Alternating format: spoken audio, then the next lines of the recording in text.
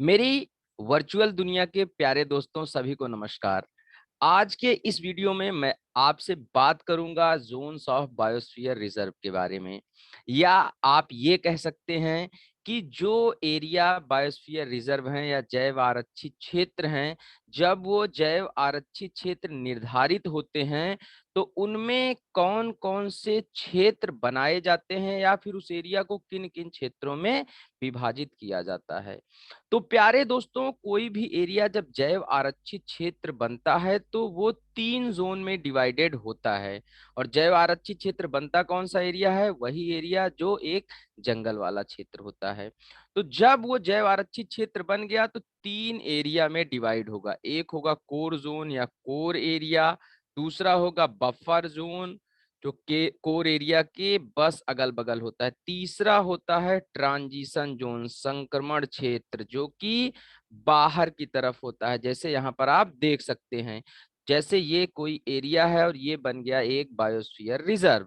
अब ये 3 जोन्स में डिवाइडेड होगा या 3 जोन में विभाजित होगा। सबसे पहला अंदरूनी होगा कोर, उसके बाद कोर के बगल वाला जो एरिया होगा वो होगा बफर। आप उसको यहाँ पर नीले कलर में देख सकते हैं। तो जहां तक ये नीला गहरा नीला कलर फैला हुआ है वो पूरा एरिया इंडिकेट कर रहा है बफर जोन को। और बफर जोन के बाहर की तरफ ये जो आसमानी कलर का या स्काई ब्लू कलर का एरिया दिख रहा है, इसको कहा जाएगा ट्रांजिशन जोन या संक्रमण क्षेत्र। तो ये हो गया केंद्र स्थल या कोर, और उसके बगल में है बफर जोन और बाहर की तरफ है संक्रमण क्षेत्र ट्रांजिशन एरिया। अब आइए इसको डिटेल में देखते हैं।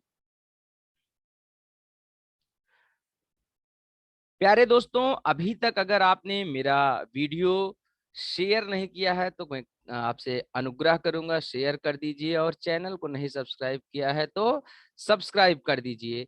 अब आइए आगे चलते हैं। तो मैंने जैसे पहले बताया, जो सेंट्रल एरिया होता है, केंद्रीय एरिया, वही होता है आपका कोर। तो कोर जो होता है ये बहुत ही स्ट्रिक्टली प्रोटेक्टेड जोन होता है। इसका मतलब है किसी भी तरीके का ह्यूमन इंटरफियरेंस यहाँ पर अलाउड नहीं है लीगली। और इलीगली आ गया तो क्या दशा होगी वो आप लोग जानते हैं। तो लीगली कोई भी आदमी यहाँ पर घुस नहीं सकता है। कुछ रिसर्च स्टेशंस हो सकते हैं या थोड़ा बहुत यहाँ पर रिसर्चेस करी जा सकती हैं, बट उसकी भी ये शर्त होती है कि सब कुछ नेचुरल रखा जाएगा, जिससे जो नेचर का इवॉल्विंग पैटर्न है उसको प्राकृतिक तरीके से समझा जाए। मतलब प्रकृति किस तरीके से अपने आप में परिवर्तन लाती है, अपनी ग्रोथ करती है, उसको समझने के लिए इस एरिया को पूरी तरीके से आरक्षित संरक्षित रखा जाता है। कोई भी यहाँ पर कोर एरिया में आ नहीं सकता है।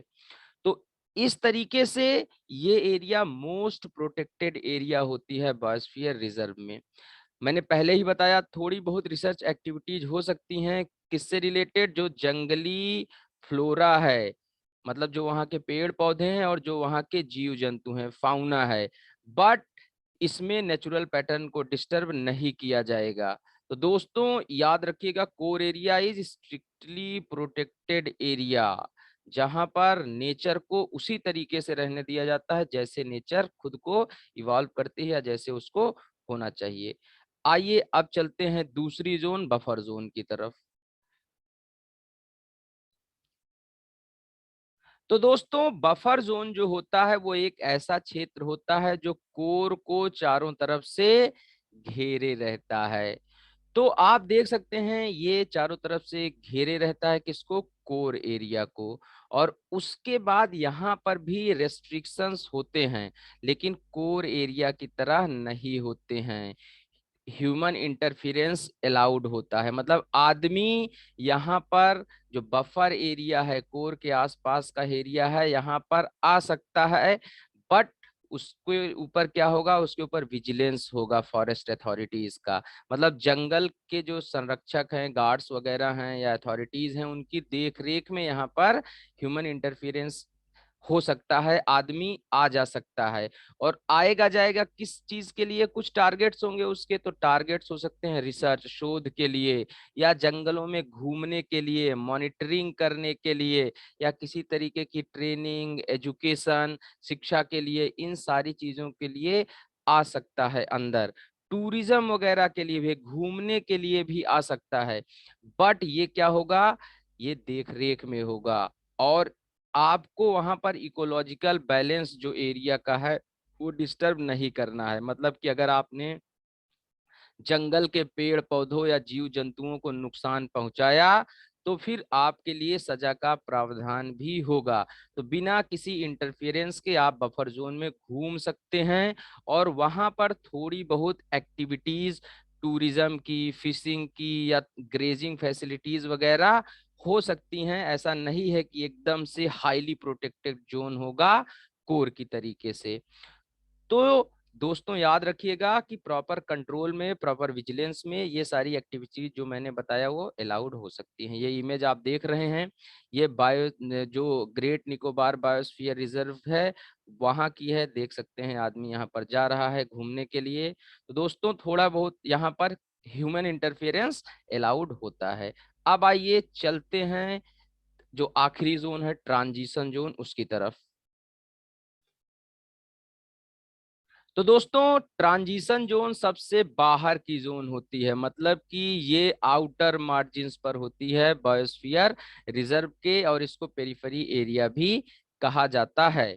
मित्रों इसमें रेस्ट्रिक्शंस बहुत ही कम होते हैं दोनों क्षेत्रों की तुलना में। मतलब जो कोर एरिया होगा उसके बगल जो आपका बफर एरिया होगा, और उसके बाहर जो आपका ये ट्रांजिशन जोन है, ये वाला क्षेत्र, यहाँ पर रिस्ट्रिक्शंस बहुत ही कम होंगे बफर और कोर के कंपैरिजन में।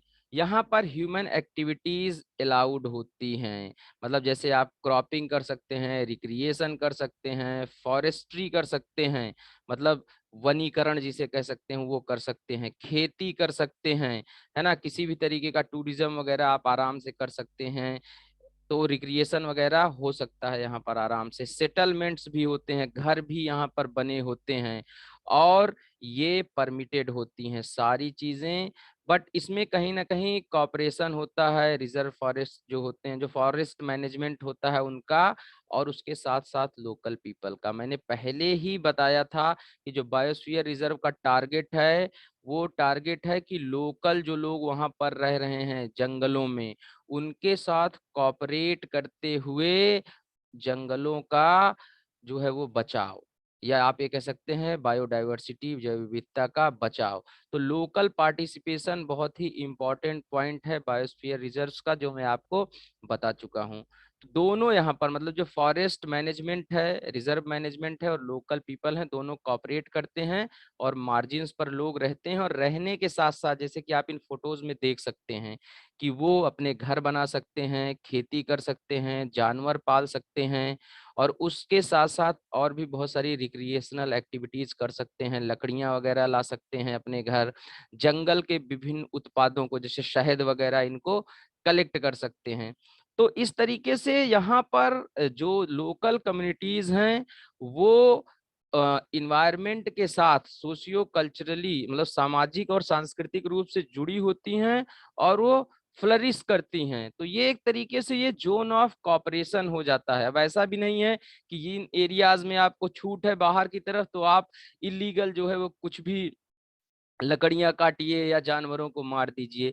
इनकी देखरेख के लिए वहां पर कुछ अधिकारी होते हैं, गार्ड्स वगैरह होते हैं। लेकिन अगर आप आराम से रहते हैं तो सारी चीजें आपके लिए मिलती हैं जंगलों से, आप जंगलों के उत्पादों का उपयोग आराम से कर सकते हैं। तो दोस्तों आइए देखते हैं अगला पॉइंट।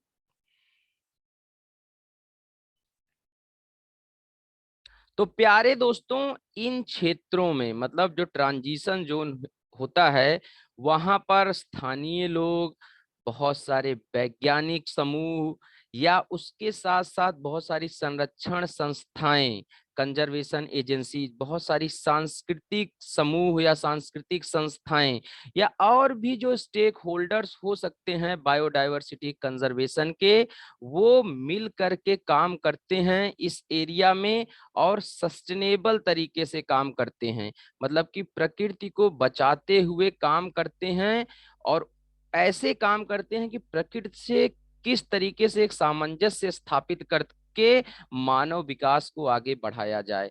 तो welfare of humans living there and living outside, इस टारगेट को लेकर के बहुत सारी कंजर्वेशन एजेंसीज या जो भी कंजर्वेशन से जुड़े हुए लोग हैं वो यहाँ पर काम करते हैं लोकल कम्युनिटीज के साथ में।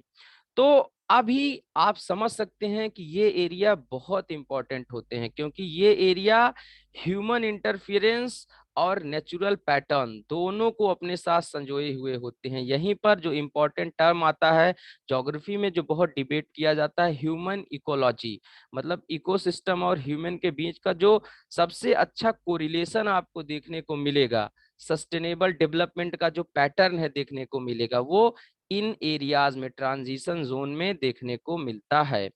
तो दोस्तों एक और इम्पॉर्टेंट पॉइंट जो बचा है वो है कि ये एरिया हो सकता है एक्सपेरिमेंटल रिसर्च के लिए भी यूज हो सकता है। एक्सपेरिमेंटल रिसर्च के थ्रू नेचर के पैटर्न और प्रोसेसेस को स्टडी करी जाती है या इकोसिस्टम के जो भी पारिस्थितिकी तंत्र है वहाँ का उसके पैटर्न की स्टडी करी जाती है। तो इस तरीके से दोस्तों प्रयोग के बाद से ही समझ में आता है कि एक्चुअली किस तरीके से जो म्यूचुअल कोएग्जिस्टेंस है ह्यूमन और नेचर के बीच में वो स्टैब्लिश हो सकता है। तो ये भी बहुत इंपॉर्टेंट जोन है। तो ये पूरा का पूरा वीडियो था जो डिफरेंट जोन्स हैं बायोस्फीयर रिजर्व की उनके बारे में। मैंने पहले ही बायोस्फीयर रिजर्व का कॉन्सेप्ट क्या है उसको डिस्कस किया हुआ है, इंडिया के कौन कौन से बायोस्फीयर रिजर्व्स हैं, और उसमें से मैंने पहले ही बताया यूनाइटेड नेशन एक लिस्ट जारी करता है और मतलब यूनाइटेड नेशन का मतलब यूनेस्को, और वो बहुत सारे बायोस्फीयर रिजर्व को biosphere reserves of international importance घोषित करता है।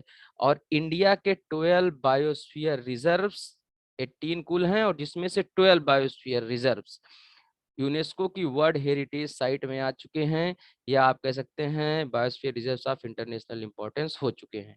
तो इस वीडियो को मैं यहीं पर खत्म करता हूं। लाइक शेयर और सब्सक्राइब करना मत भूलिएगा। Thank you very much.